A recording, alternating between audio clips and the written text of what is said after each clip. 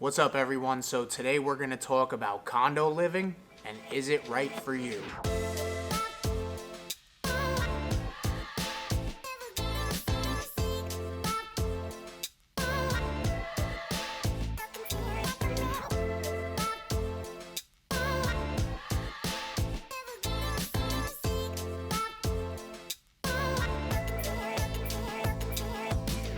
Alright guys, if this is your first time here, welcome to the channel. If not, welcome back. On this channel, I cover anything and everything related to moving to or relocating to Fort Lauderdale and the surrounding areas. So make sure to hit that subscribe button down below. And yes, I am a licensed real estate broker in the state of Florida. So that number that you see popping up right now is how you can get a hold of me. Call, text, or email any time of day, any time of night, not at 3 in the morning. I'd love to answer your questions, and if you have plans on relocating down here to Fort Lauderdale or anywhere in South Florida, I'd love to hear from you. Now, I do often get questions about condos and condo living here in Fort Lauderdale, being that, well, you know, South Florida, when you think of it, you think of the high-rise condos on the beach.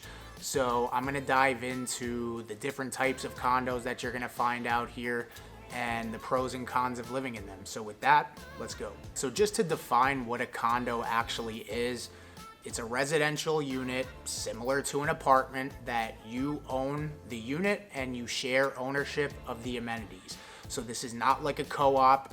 A co-op is where, you know, there's a bunch of shareholders and you buy into the building itself. You own basically a portion of the building, but you don't actually own your unit. We're not going to be talking about co-ops. We don't really have too many of them down here. That's going to be more of a New York City type of thing, but we're going to be just talking about condos. So as far as condos go, you have your typical high-rise that you would see on the beach or in a downtown area with a lot of amenities, and because of that, the association fees are usually a little bit higher, especially if you're on the beach or in a downtown area, something where, you know, location makes a big difference. The next condo you're gonna find is gonna be your smaller condos that are maybe only 3 or 4 stories tall. You're gonna find them everywhere. You know, you will find some near the beach, near downtown, and basically just throughout the city and the suburbs. So these are gonna be your most common condos that you find. They kind of just look like apartment buildings. And then the next condo, which we're really not going to talk too much about because this is a whole video on its own, is condotels or condo hotels, which is going to be your Four Seasons, Ritz-Carlton, stuff like that. So essentially you'd be buying a unit in a hotel and your condo is going to look just like a hotel room. And that type of product is really good for somebody who wants it as a second home, and then maybe only a few months out of the year you live there, and then when you're not living there, the hotel manages the property for you and rents it out just as if it was a hotel room, and you split the profit with them 50-50. Now there's a whole bunch of rules and blackout dates and stuff with that, so I'm not going to go into that today. We're just going to be talking about regular condos. So getting into some of the pros and cons of condo living to see if it's a right fit for you, I would say the first pro is going to be inventory and affordability. So we tend to see a lot more inventory when it comes to condos, which typically means when you have a bigger litter to choose from or whatever you want to call it, you know, pricing isn't as competitive. Now, if we're getting into some of these buildings like 100 Las Olas, they're like one of a kind, you know, the location and just the fact of it's a luxury condo, you know, you're talking upwards of 10 million for a condo, but pricing is usually a reason that most people will choose condo living, and just the fact that there's a lot more of them available. Now, one con to that is going to be you're going to have HOA and assessment fees. So depending on your location, the size of the building, and how many, you know, what the amenities are like is really going to depend on what your association fee is. And then you have assessment fees. So if the building, you know, has like a massive project they're working on or repairs, they will add portions of that cost into your maintenance or association fee. So that's something to think about that just adds on to your mortgage payment, or however, you know, if you buy cash, it's just an extra payment that you have. Now, some of these buildings, if you tend to look at some of the smaller condos, maybe out in the suburbs or in the city even, but just not in like a prime location like downtown or near the beach, your amenities your association fee may only be $150 a month, $200 a month. But at the same time, you may only have a pool there, which some people are okay with that. If you're looking for condos on the beach, I did mention that you can find affordable living there, especially in a neighborhood like the Galt Ocean Mile, but your association fee could be around $1,000 a month, just in that. I mean, you got to imagine, they got to employ the staff there to keep up with the grounds, to maintain the pool, and just, make sure everything is in tip-top shape. So you're not only paying for that, but you're also paying for the location. Another pro is going to be just the convenience of it. You were essentially gaining home ownership, but not having to maintain an entire house with a yard and a roof. However, roofs, that's where your assessment fees are going to come in. Things like that for repairs, but you're not responsible for an entire house.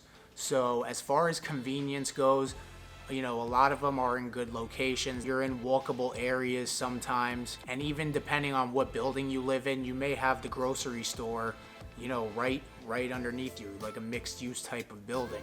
If you're in one of those smaller condos, it may not be as convenient as far as the location goes, but you still have the convenience of not having to maintain a yard or worry about stuff like that. Now, one of the downsides to that, another con, is going to be you're going to have neighbors. Think of this as living in an apartment. Your neighbors, you're divided by a wall, so you don't necessarily have that space between you two. If you don't live on the top floor, sometimes it sounds like your neighbors are building furniture at 3 o'clock in the morning, and that's just something you have to deal with. And it's not even necessarily that people are really that loud, but sometimes the walls are just thin and the floors are hollow, and you're going to hear every sound that's above you or next to you. Now, that's not going to be the case in every situation. I'm not saying you're going to hear conversations through the wall, but it's just something to think about, is that you do have neighbors. This is apartment style living, so that is going to be one of the downsides to it. Another pro is going to just be you can rent it out. You can buy a condo down here, and let's say it's a second home for you. You can rent it out, whether it's for short term or for a full year. They can be great investments. So I have a lot of clients that, they're snowbirds. They come down here, they live here a couple months out of the year, maybe 6 months out of the year they live down here, and then 6 months they go back up north. And while they're not living here, they rent their condo out. There's just, one thing you got to look out for is that these associations have rules in place. So sometimes you can only rent condos out a certain amount of days per year or a certain amount of leases per year. So for example, it might be one lease per year at a minimum of 3 months. So that's just something to look out for. Now, if you are thinking about Airbnb, condos are not going to be your best friend for this when it comes to renting them out because of those rules. And a con of that is, if you're a first-time home buyer and you're looking into getting a first-time home buyer program of putting as low as, 3.5%, 5% down, you're not going to be able to get a condo with that. So most of these buildings require a minimum of 20 or 25% down to buy into. So if you're looking for, if you're a first-time home buyer and you find a $200,000 one-bedroom condo, maybe that's something you can manage, but, this might not be the best opportunity for you if you have, $500,000 or $600,000 to play with as far as your loan goes, but don't want to put 20 or 25% down. A condo is probably not going to be the best opportunity for you. Another pro of living in condos is the amenities. I mean, some of these buildings, you feel like you're in a resort and you never have to leave to do your obvious stuff. Yes, you have to leave, but a lot of these buildings have pools, gyms, club rooms, whatever you want to call them, where you can, go sit back, watch TV. You could rent it out for events. Some of them, if they're on the beach, they have private, cabanas. Some of them have private beaches. So the amenities can be, feel like you're on vacation all the time. However, just keep in mind, typically when you have those type of amenities, that's when your HOA fee is going to be creeping up, into the thousands. There are some condos out there with, well over a $2,000 association fee. And so you might be thinking, this all sounds great so far. This is exactly what I was looking for. But one other con I want to mention is that condos just don't appreciate the way that, single family homes do. I mean, you have to kind of look at the downsides of a condo. The fact that there is an abundance of inventory can be a great thing when it comes to buying it, but when it comes to selling it, it's not the greatest thing because there's a lot to choose from. So that, coupled in with the high association fees and the fact that you have to put a minimum of 25% down, there's just a reason that there's so many available. And so they typically tend to not appreciate as fast as single family homes. Now, if you have some money to play around with as far as your down payment goes, maybe you're not a first time home buyer and you're looking for something, for an investment or something to live in for part of the year, and you could manage that 25% down plus the association fees, then this might be a great option for you. It's low maintenance, and you just have, you don't have to worry about having your own private pool. You will still have a pool. It could be a good option for you if you're a first-time home buyer and you're really relying on that first-time home buyer program or an FHA loan, which doesn't really work too well with condos, and you want to put only 5% or 10% down. Condo's not going to work out for you. So I hope this was helpful. In the meantime, if there's something I didn't mention that you have questions about, please leave it in the comments. This number that's popping back up, call it, text it, email the email that's right there, and I'd be happy to speak to you about anything you need help with. I appreciate you watching. Subscribe down below, and we'll see you on the next one.